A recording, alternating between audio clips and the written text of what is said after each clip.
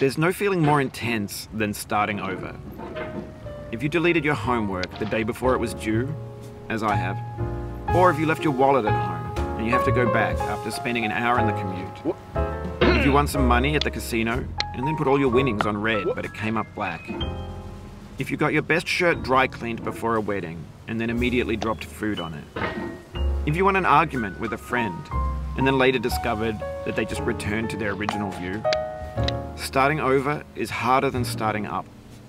If you're not ready for that, like if you've already had a bad day, then what you're about to go through might be too much. Feel free to go away and come back. I'll be here. Alright, thanks for coming with me on this trip. I'll understand if you have to take a break at any point. Just find a safe place to stop and quit the game. And don't worry, I'll save your progress, always, even your mistakes. This game is a homage to a free game that came out in 2002, titled Sexy Hiking. The author of that game was Jazuo, a mysterious Czech designer who was known at the time as the father of B games. And B games are rough assemblages of found objects. Designers slap them together very quickly and freely, and they're often too rough and unfriendly to gain much of a following. They're built more for the joy of building them than as polished products.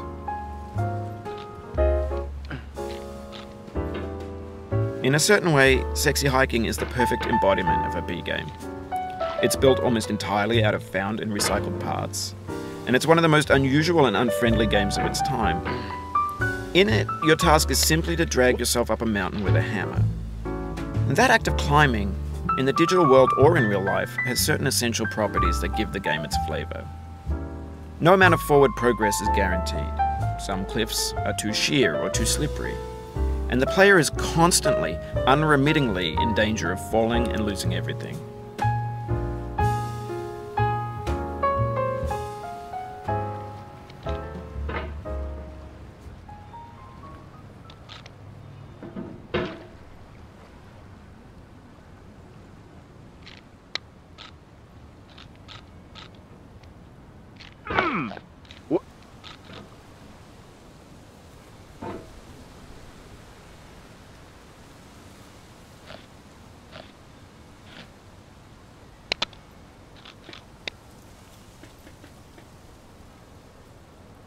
Anyway, when you start Sexy Hiking, you're standing next to this dead tree that blocks the way to the entire rest of the game.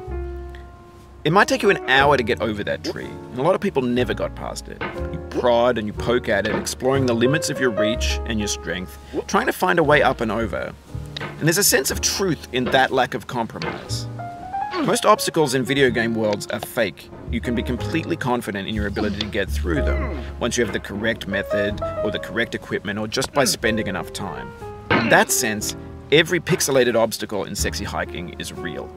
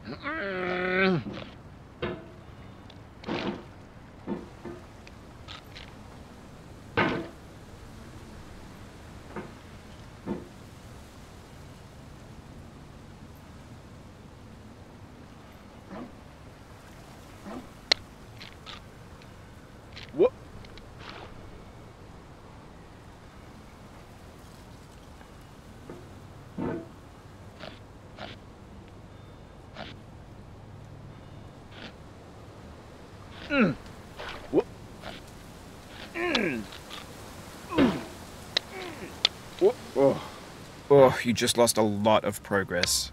That's a deep frustration, a real punch in the gut.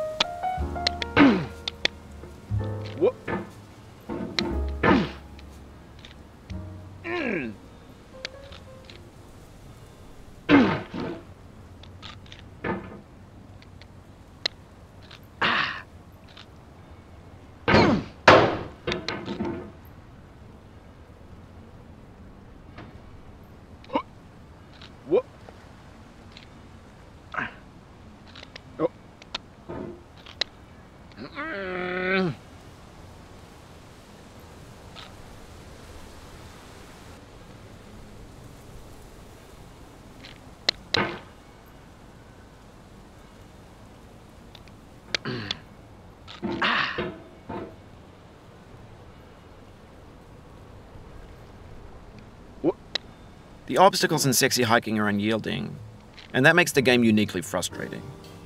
But I'm not sure Jazzuo intended to make a frustrating game. The frustration is just essential to the act of climbing, and it's authentic to the process of building a game about climbing.